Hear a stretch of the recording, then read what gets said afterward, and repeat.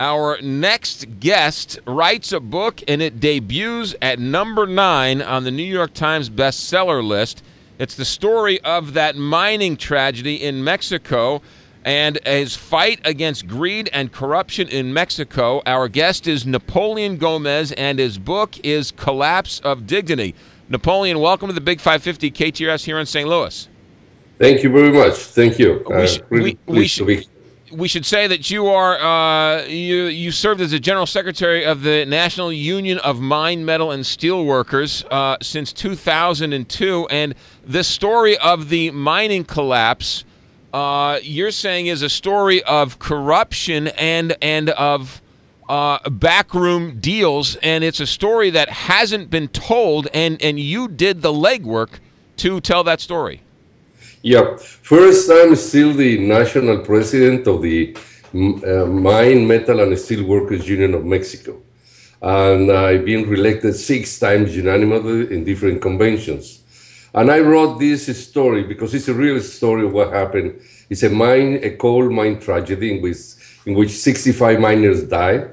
The owner of the company, Group of Mexico, which is the biggest mining group of Mexico and a multinational company, they decided to shut down the mine on the 5th day of trying to rescue our colleagues without knowing if they were dead or alive.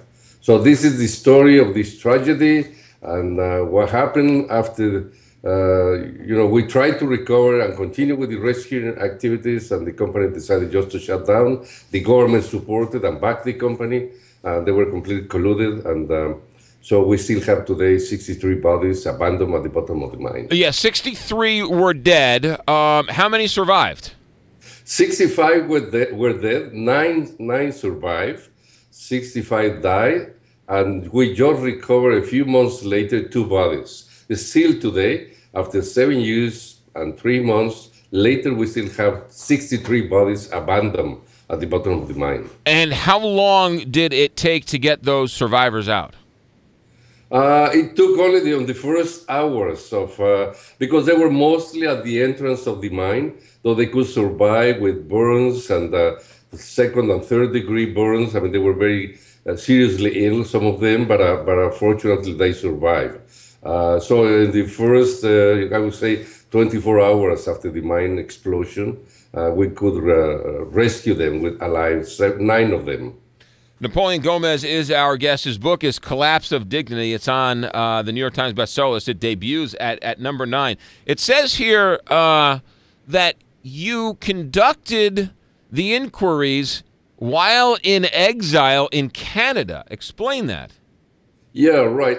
After when the company shut down the mine and abandoned the mine and abandoned our colleagues, and they just left the army and the federal police forces to seal the mine, we were very desperate and angry against the government, against the company, and the accomplices that they had become. So I accused the company of industrial homicide, what you may call in North America corporate murder, because of the terrible safety conditions in which they were operating the mine, that we had been demanding to change and correct specific and technical measures, and the company completely ignored what we were demanding because they were supported by the government. So when I accused them of industrial homicide, they immediately launched a smear campaign, huge campaign against me, my family, my colleagues, members of the National Executive Committee, and even we received all kinds of threats, including death threats.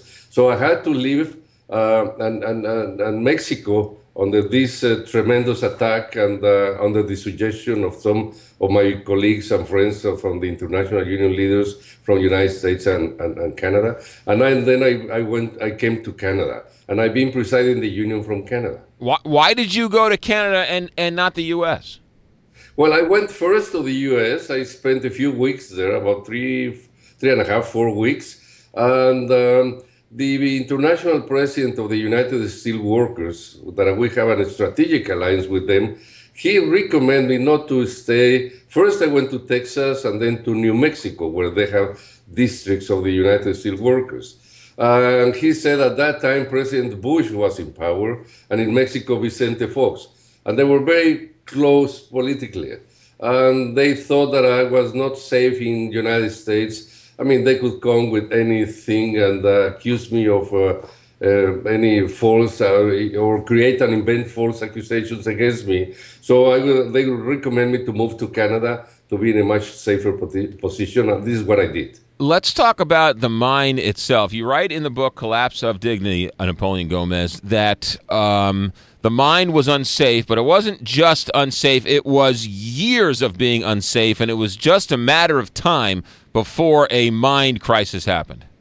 Yeah, that's right. It was like a time bomb that we had been, at least for a year and a half before, demanding all these measures that had to be corrected and taken on by the company. And they, as I said, they completely ignore our demands. And because out of the 65 miners who passed away, 40 of them were from an outsourcing company.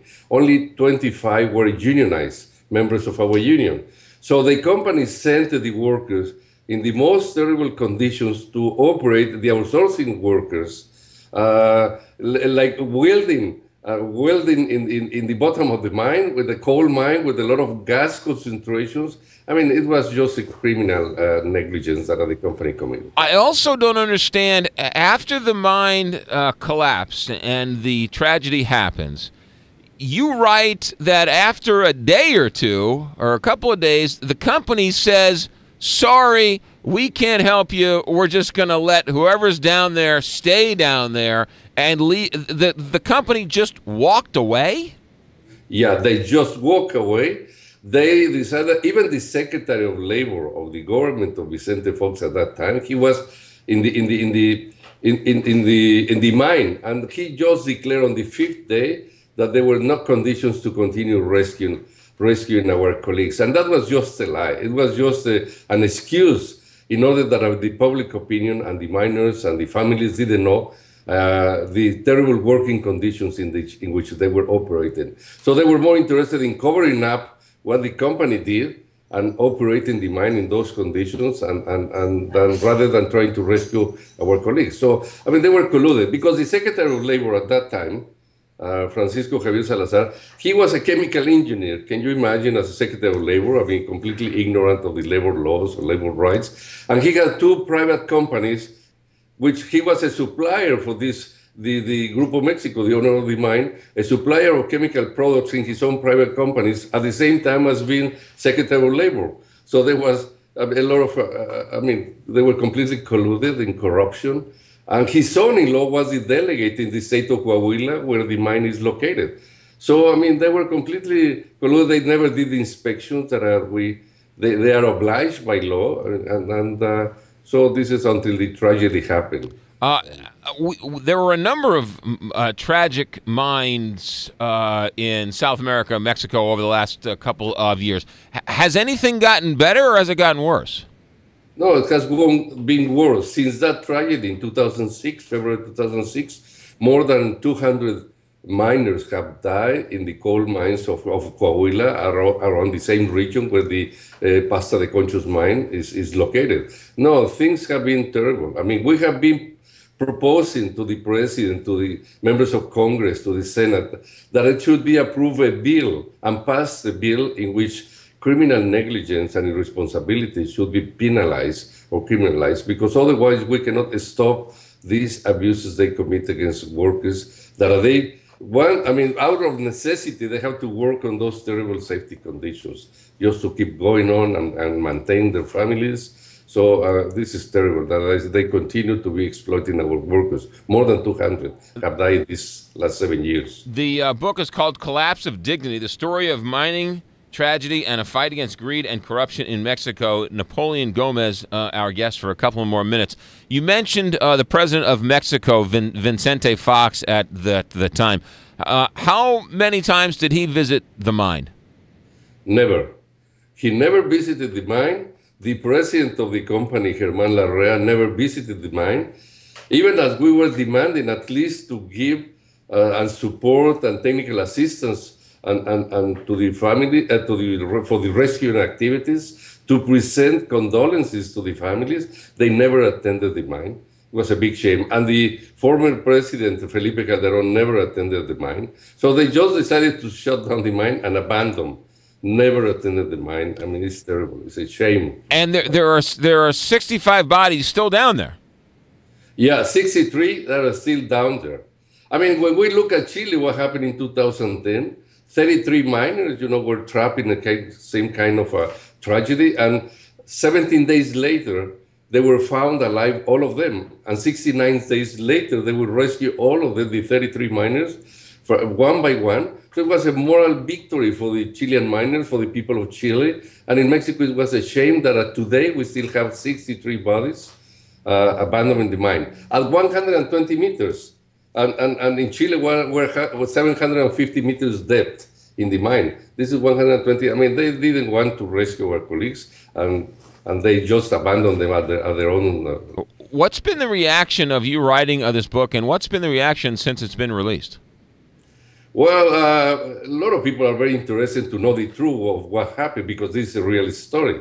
And of course, I mean, the people who are involved, maybe, maybe probably being criticized of what I've been doing. But I think the book is selling very well right now. And because it's not only about the tragedy, this is the beginning. It's about the violations of human rights, of labor rights, how corruption and greed can combine in order to exploit natural resources, human rights, and people. And this is something which goes beyond the tragedy. It's also, I mean, it's a story of outrage, but it's also a story of hope, ambition for the future and for the new generations, that they may have a better world in which these kind of tragedies never happen again, not only in Mexico, anywhere else in the world. Napoleon Gomez, the book is called Collapse of Dignity. How much do these miners get paid a day to work in these Mexican mines? Well, on average, I would say about 300 pesos, which is less than $30 a day. In the United States or in Canada, the miners, they get about $36 to $40 per day. So $30 a day. With $30 a day. Yeah, interesting. Yeah, so it's about the difference between 12 and 15 times. And we do the same. We use the same kind of machinery and equipment, the same technology. And what we produce, it has the same prices, because usually metals are quoted in the international markets, in London, in New York, in Hong Kong. And so the difference is only exploitation, the degree of exploitation of cheap labor force. This is what I've been doing in the mining industry in Mexico. Napoleon Gomez is our guest, and he sheds a light on an interesting human rights story, and a story of a mining tragedy and the fight against greed and corruption in Mexico. The book is called Collapse of Dignity on Napoleon Gomez. Mr. Gomez, thank you very much for your time. Thank you for joining us on Skype. Good luck with the book, and have a good day. Thank you very much. I really appreciate it, and it has been a pleasure to me for this opportunity. You also look good on Skype, too, by the way, I should say. Thank you very much. Thank you. All right. We are back in a moment on Big 550 KTRS.